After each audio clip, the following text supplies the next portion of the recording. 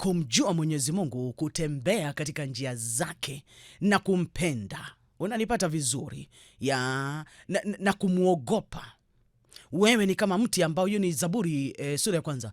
Wewe ni kama mti ambao umepandwa kando ya mto, hauwezi ukanyauka, hauwezi ukakauka, hauwezi ukabiti. Utabiti namna gani wakati ambapo Mwenyezi Mungu anakunyunyizia baraka? Yani kwa sababu umempenda, yeye anakunyunyizia baraka za joy wakati ambapo wengine hawaoni furaha yoyote, wakati ambapo watu wameingia katika hali ambazo ni ngumu, hali za depression, hali za nini, lakini wewe mambo ambayo yangekuua, mambo ambayo yangekumaliza, ati Mwenyezi Mungu anayatumia na kuwa nguvu kwako, yanakuwa ndio ushindi kwako. Unanipata vizuri? Yanakuwa ni ushindi kwako.